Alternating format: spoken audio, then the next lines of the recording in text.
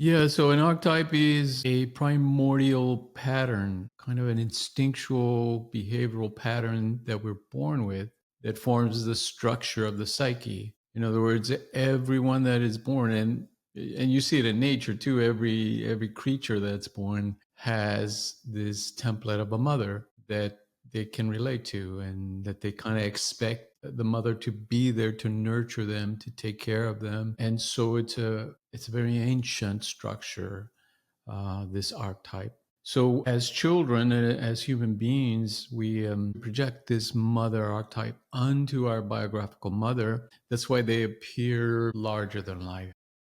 Hello, everyone. Welcome back to Young on Purpose with Creative Mind. I'm Debra Maldonado, I'm Dr. Rob. and we have an interesting topic today. We always like to talk about the family. The father archetype segment that we did a couple weeks ago is really popular. So today we're talking about the mother and the mother archetype and the art of receiving. And before we begin, I do want to remind you, if you are listening to us on a podcast service, don't forget to subscribe. And if you're watching us on YouTube, hit the subscribe button in the corner, and we hope to see you on other future episodes. So, Rob, let's talk about this. What is the archetypal mother, the personal mother, and how does this all tie into Eastern philosophy and non-dual consciousness? So we're going to start off probably just by is the archetypal, what is the consciousness that we're in? Just as a kind of foundation. Yeah. Yeah. In individuation, the mother archetype is the mother lode of archetype. The mother of all archetypes. Yes, yes. It goes back to Freud. Freud identified the mother as the primary relationship. And so that carries a lot of weight. Jung, of course, took it to another level. He understood that, yes, as children, our biographical mother, meaning the mother who bears us into the world, is important. Of course, that relationship is important. But he says we're projecting from early on, we're projecting the mother archetype onto our biographical mother. And so for people that are new to Jung's work, what is the mother archetype that we're projecting? Yeah, so an archetype is a primordial pattern, kind of an instinctual behavioral pattern that we're born with that forms the structure of the psyche. In other words, everyone that is born, and you see it in nature too, every creature that's born has this template of a mother that they can relate to and that they kind of expect the mother to be there to nurture them, to take care of them. And so it's a very ancient structure, this archetype. So as children, as human beings, we project this mother archetype onto our biographical mother. That's why they appear larger than life, because they are through the archetype. They're a lot more than our personal mother. They exude the power of the psyche. So in ancient times, in Greek times, for example, those were called the gods. Therefore, we as children, we experience our parents as these godlike creatures that have the power of life and death over us. And of course, all They this. remind us that I brought you into this world, I'll take you out of this world. But also that idea that they're like they're the source of life. The mother's like the source. And if we think about it, mother archetype in even broader terms, beyond the personal,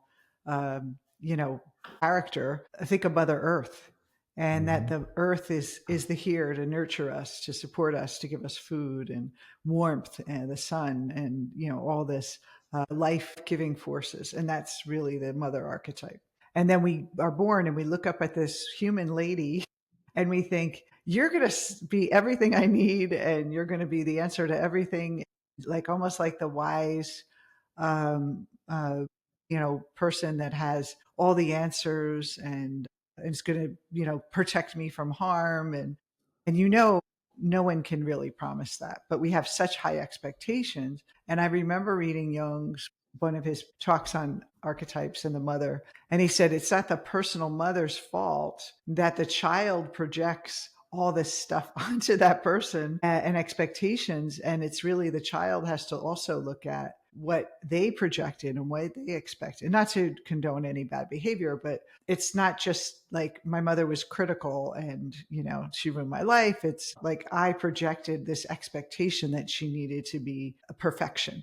And I think a lot of women carry that. They need to be perfect moms. They need to be perfect in society and look right and do the right thing. And then I know I've worked with a lot of mothers over the years, and they beat themselves up for how they discipline their kids when they learn about how powerful thoughts are in the mind and conditioning and all that. So yeah, that's like idea that the perfection of the mother, and she Hmm. falls from that grace easily.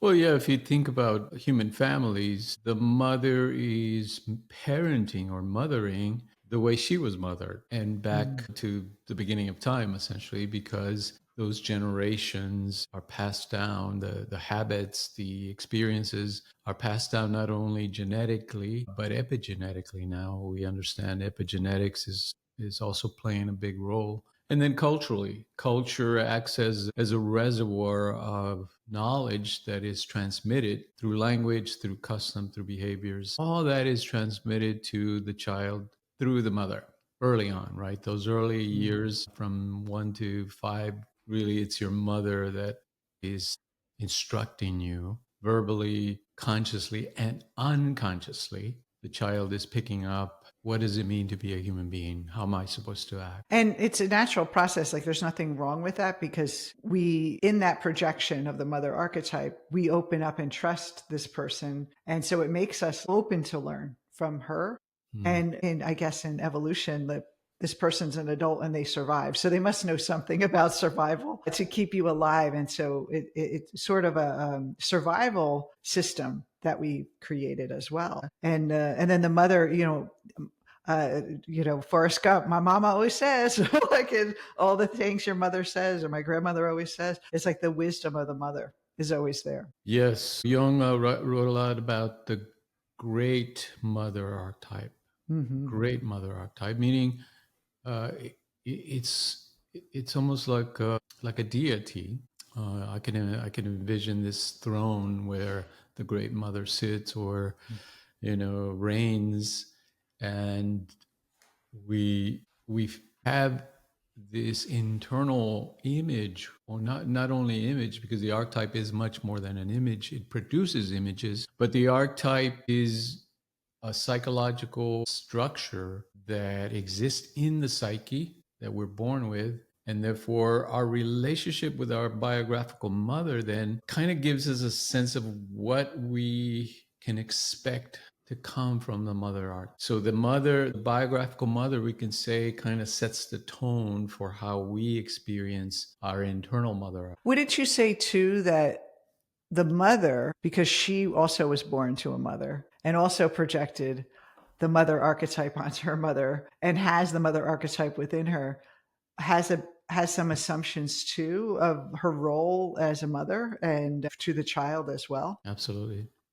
And Yeah. so they carry it, but so she projects onto the child, like I'm the mother now and this role, and I'm supposed to be this way or that way. And a lot of it is passed down from generation to generation. Yeah. And so when we talk about receiving, a lot of people in the Eastern philosophy, we talk about like the passive and active force. And we want to talk about receiving today because it is not a passive force. And our mothers actually will teach us about receiving from the very moments of life, even in the womb. Are we fed, are we nurtured in that womb, and then we come out? Is that what mother going to care for us when we're crying? And she basically, I love what Jung calls her, she's like a template for the world, Yeah. that she becomes how we see the world. And so that relationship is how we relate to the world. Very much so, because she is the world for us. Think about it. This human being is taking care of every human need that we have, keeping us warm. They're feeding us. They're making us comfortable. They're bathing us. They're loving us, communicating great love and care to us. That warmth that's communicated, we take it as an internal template then that stays with us for the rest of our lives, unless we or until we do inner work. It remains as the template for what we expect from the world. So that if If she was there when we cried, when we needed her, we expect the world to be there and to take care of our needs as well. Or if she said, "Do it yourself and be self-sufficient," and I'm not Or was it, yeah, yeah, it could be the sometimes. opposite, right? You learn that the world, you gotta do things for yourself. The world's not going to do things for you. Absolutely. There's actual research, kids that are abandoned and do not get that warmth early on in those early years, they don't do very well. Some of Mm. them actually die just from not having that human connection and human contact. And then imagine if the mother dies in childbirth, what messages the archetypal mother, there's nothing to project onto. And then maybe the caretaker or whatever is, maybe it's projected onto the father and he's single father or something. But this idea the mother left. And as a baby, we don't know death and life. So we make these assumptions. So Yeah, there's a that's a lot good of point. scenarios, right, that can happen. It's a good point that it doesn't have to be our biological mother. Anyone can mother us, including our fathers. Or Or grandparents. Sometimes the yeah, grandmother steps in and, or the nanny can be the or even mother. animals. There's been actual cases of kids that have survived in the wild, these Hmm. feral children, because animals took that role, the warmth and nurturing, and we're going to And take you know care. what's interesting? I see some of these videos that where the animals they're bringing the woman brings the baby to the mother gorilla, like of course not with the glass in between, and the mother gorilla understands like that unspoken. It's a very deep ancient language of the motherhood, and so it's like a sovereignty. And another thing too, Rob, when we think about our mothers teaching us how to receive, they could be over giving to us and coddling us in every way. And maybe they didn't have anything going on for themselves. Maybe they were selfless to us. And then we learn that's how we need to be. Especially women, we kind of align more with the female character if we're a woman. And we think, well, I have to be selfless just like my mom. And we just kind of repeat that pattern of the inability to receive, like the giving is where everything is. So we can't say that there's one. Well, you were a child psychologist for many years. Is there a perfect way to parent where you can make your child go through childhood that completely like enlightened? There is no perfect way, and there is no one way, because we see parenting takes place in a cultural context. So that in some cultures, it's totally acceptable to use physical punishment, and in other cultures, it's considered abuse. And according to the culture, then that's how the individual child interprets it. That Hmm. if it's socially or culturally sanctioned, they're fine. It doesn't mean anything to them because the society around them and the culture around them doesn't give them that message that, oh my God, you were mistreated, and but you were disciplined, and that's part of your growth process, and so it's accepted. So Hmm. it's very subtle, right? What are the messages that we receive not only from our family but from the cultural context, and then from the larger society? Yeah, and we call that early in life that template that we get from the aunts and uncles and multi generations and the family system as the family field. And so Yeah. we create this invisible. There's an invisible field that's basically like a filter that we live our life and we see our life. And so let's focus on receiving because I think it's such a powerful subject. And I think for many of our clients are coaches or therapists, and they are out there doing great work and they want to help others and they have a good heart. And a lot of them have a hard time. And I know for myself, this has been hard, is to receive and to the ability to receive. And so, how does the mother, personal mother, really help us understand receiving and dictate that to us? Yeah, so at the very basic biological level, we can think of this kind of an unspoken agreement between the mother and the child. You notice there's a beautiful Picasso drawing of a mother breastfeeding the child. And what they're doing is they're looking into each other's eyes in that moment. That's a powerful bonding experience. And not only that, it's communicating that you're taken care of, right? And that whatever your needs are, I will be able to provide them for you, and you don't have to worry about it, right? You don't have to Mhm. stress about it. And that instills in the child this sense of confidence that, yeah, I'm taken care of. There's no need for me to worry about it, to become anxious, or to feel abandoned or unsupported. That stays with the child, right? As an internal, it's internalized into the child's mind as this is what I can expect from the world. Now, if a mother, so the child's projecting onto the mother that she's so loving and great because she's there for me. When the child becomes an adult or early adulthood, they think, I want to be just like my mother because I love her so much, and almost take her on as a role model. So then they become the role of the giver. And so it passes down. Now I'm valued and loved when I give.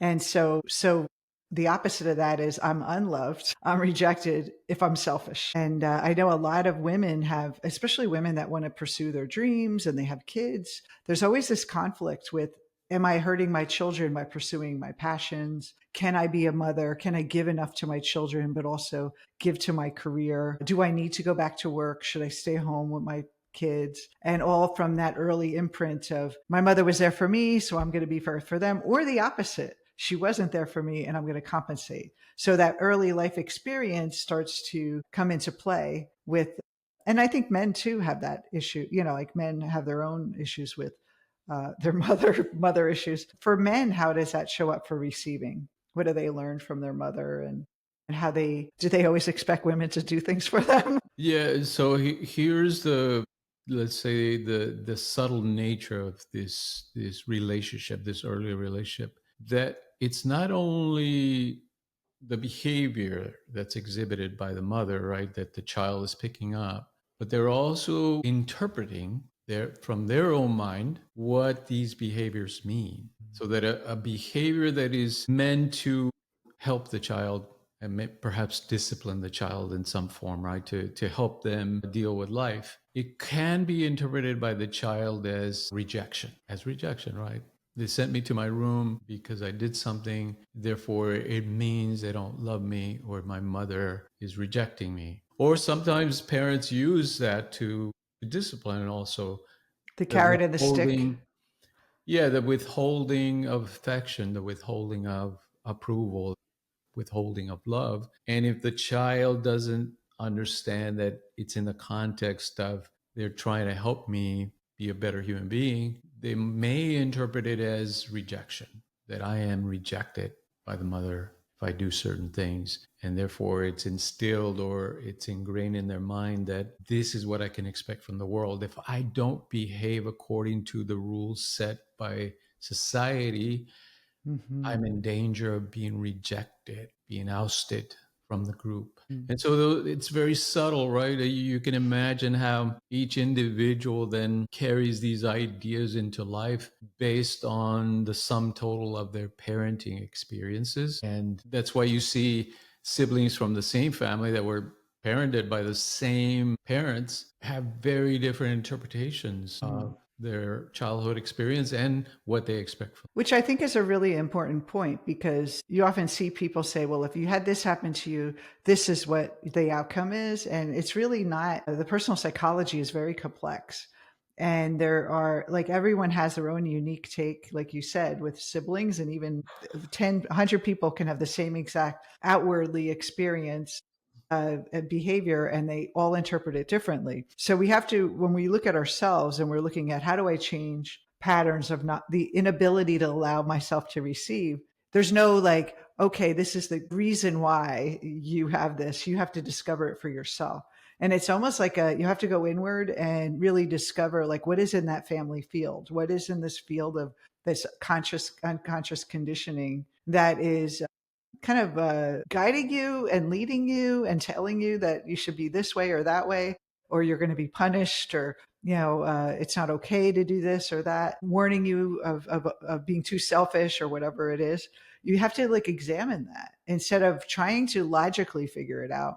We always say active imagination and like going inward and examining it is really the key. And then we can develop a new relationship with the mother archetype, which is the world. And we start to expand that family field beyond the field, the little field that we're conditioned in, and really be open to potential, that the world is there for us. And I'd like to segue into the Vedanta idea of the the feminine and masculine, the giving and receiving, because there's, they have a take on it too. And when we look at it from a non-dual framework, there's an interesting way to look at receiving. It's not this passive thing. So how does it look in a non-dual framework? Because if there's one, who's giving and who's receiving? Yeah, so from the consciousness perspective, we can look at this family phenomena as a field of consciousness, because where is it taking place? Like, where are we experiencing these things? We're experiencing them in our awareness, in our consciousness. And so we know from psychological theories, we internalize our parents. So let's just stay with the mother for now, so to simplify it.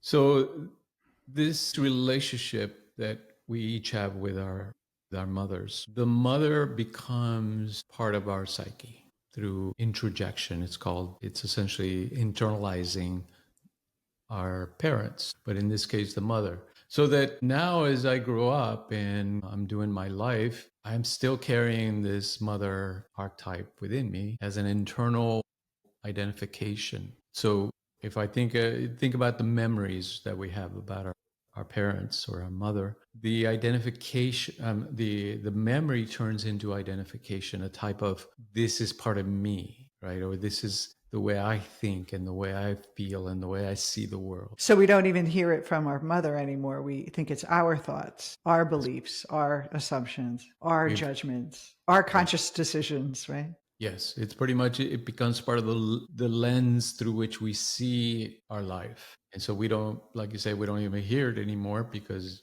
it's just the way I see it. But it is very much a part that came through that identification with a mother that is internalized and then becomes part of what I call my persona or my ego and the way I do things. So that's why it stays with us for the rest of our lives, that early interpretation, those early experiences. Now, the good news is we can change that. Let's say we're not rejecting it or we're not trying to get rid of it, but we're trying to understand that it's not the only way I can be, that I can choose to be other ways. And for example, you were talking about receiving. If I don't expect the world to provide the things that I need, or that if I have problems receiving because it was communicated to me that I don't deserve certain things, or I should only ask for my share of things, and all those subtle little ways that parents teach us about.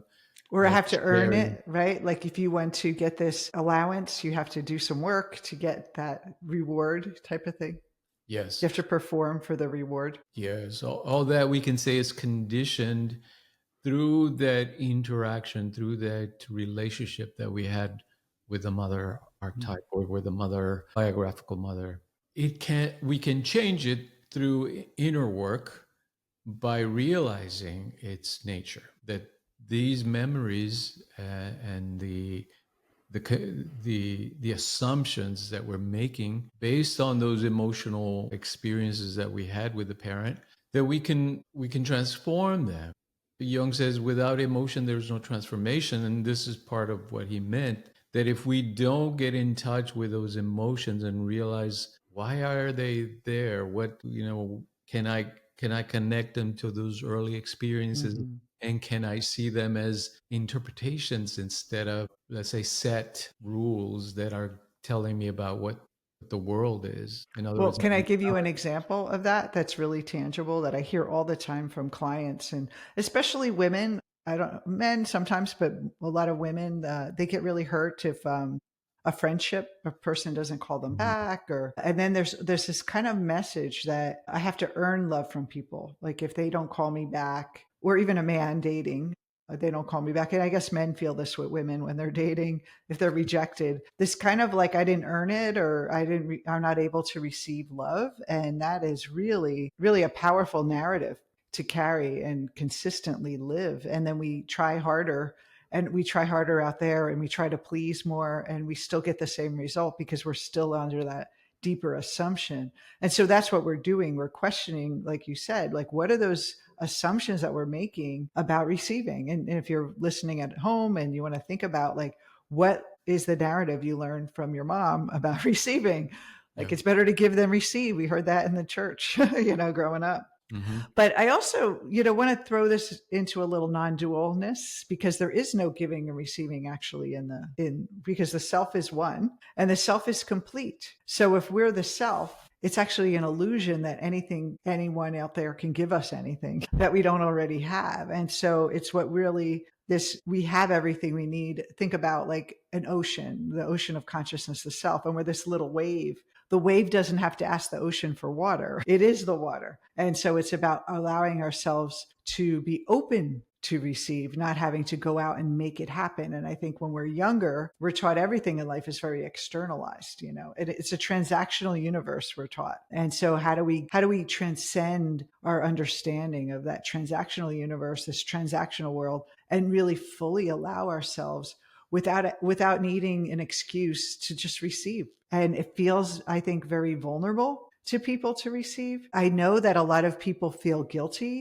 They feel vulnerable. And so it's really baked into us in our conditioning to not receive. And then only if we can earn it and work really hard, then okay, maybe I'll take some, but don't take too much, because I don't want to take anything away from anyone else. Yeah.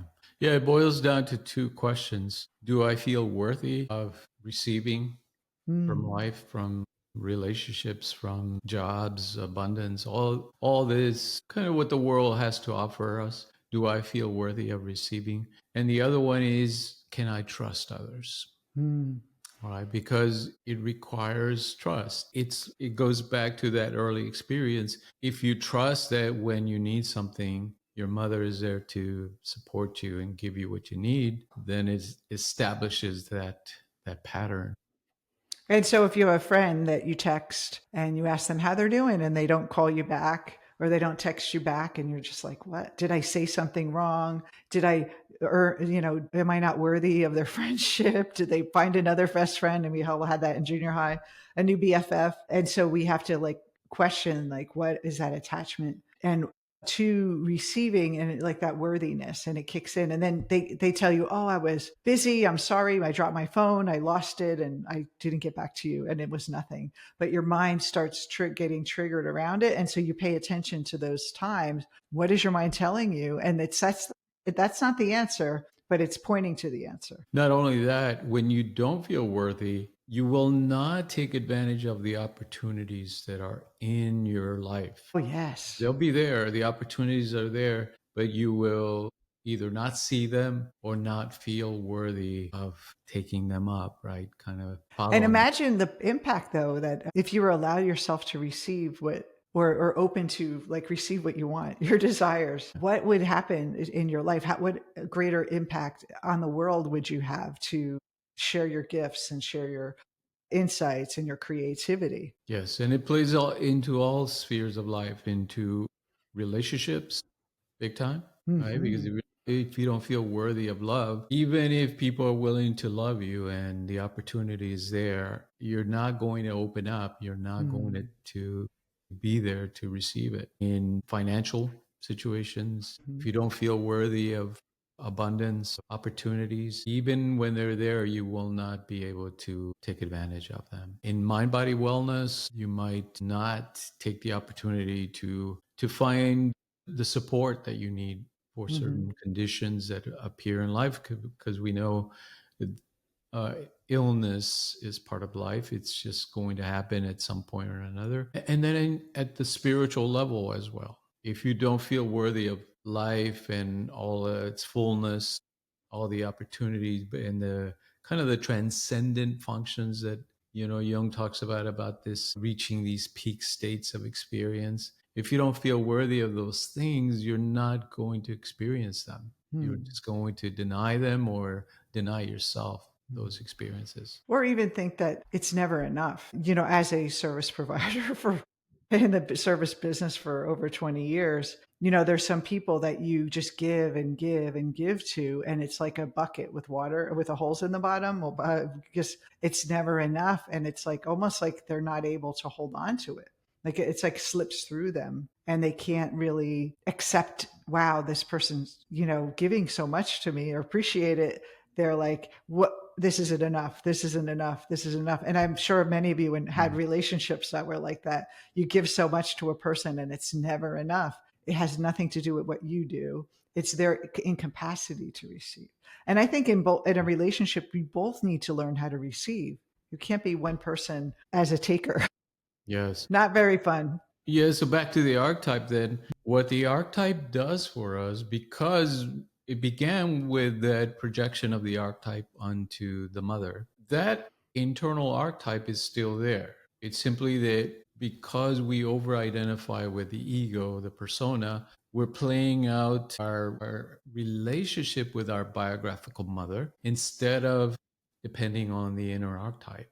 But as we do this work, it goes in 3 steps. First, we gain insight into what is the nature of the psyche so that we start to understand the position of the biographical experience with our families. And so we understand it, which means we're not pushing it away, we're not denying it, but we're seeing that its nature is not an absolute reality. It's an interpretation, like we were saying. And so that makes it an apparent reality, not an absolute reality. So we're not fixed, we're not stuck, and it's not true. This assumption we made that we were An not worthy. interpretation. Yeah. Yeah.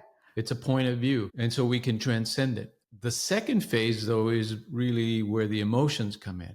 We start to move towards those emotions that if it's a sense of unworthiness, we have to like be strong enough and brave enough to look at it, to face it, and to really acknowledge, okay, if this has been part of my experience that comes from my family, what can I do to transform that? And the answer then comes from that internal archetype, that it gives us what we did not receive through our family experience. We're able to replenish ourselves internally through the archetype, because the archetype, the great mother archetype, contains everything, like you said. It's that oneness that it connects us to that oneness, and therefore we're able to receive everything we need. And then thirdly, it becomes integrated into our way of being so that now we are experiencing the fullness of our life through the mother. Well, what you're saying is, just to pull this out a little bit, is that we early in life were conditioned to receive from the outside, that there's this other person, this dualistic world where there's me and out there, me and them. And then as we do this work, we realize those grow up and we internalize them into us, and we confuse that for who we are. And we end up having the opportunity, if we're willing to break free of that family field and expand our consciousness and able to express our full consciousness, our full power. What we're doing is we're now seeing it that those things aren't real, or those stories, that's not who we are. We're starting to identify with our true self, which is this powerful, unlimited part of us that has not been affected by this inner outer kind of dynamic that we have, and earning love and receiving and giving. And now we start to see this wholeness, that we are, anything we need is within us, and the world is just a mirror versus it's something externalized.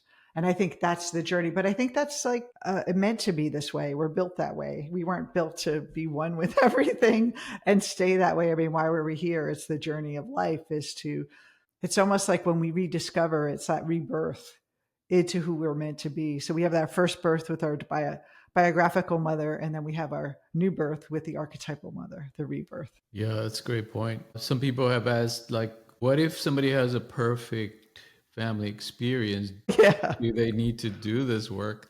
I would say yes, because even if you have a perfect experience, it's still conditioned. In other words, you're still limited by that experience in some form or another. Well, the worldly rules, you learn that there's an external world and that you have to work hard for money, even though, I mean, there's some great things that our parents taught us about life that aren't necessarily negative or mean, but they limit us. Yes, because they're not ours. Mm-hmm. They're handed down to us. They're transmitted to us. Multi-generational patterns. Yes. And real individuation, real freedom has to come from within.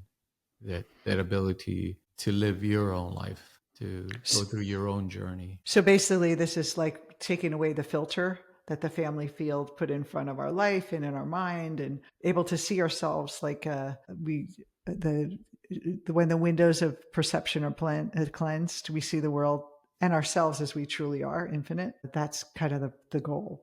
And so, yeah, this isn't about blaming the parents, because as you said, even the perfect parents condition us. And so, and to think about it as more they're passing on the best they knew, that they learned, right or wrong, that we could start to have more compassion for them and the limitations they had to deal with because of their mind. And now you have the opportunity to break the generational patterns and create something new, and maybe pass that on to your children, your grandchildren, and so on. That's right. So anyway, I love this topic. We hope you enjoyed it too, and we'll have some more segments on the family coming up in the next few weeks, and how they limit us, inspire us, become a template, but also they're basically the key to our enlightenment, because they hold keys to help us navigate to where we want to be. Absolutely. All right. Well, take care, everyone. We'll see you next week. See you soon.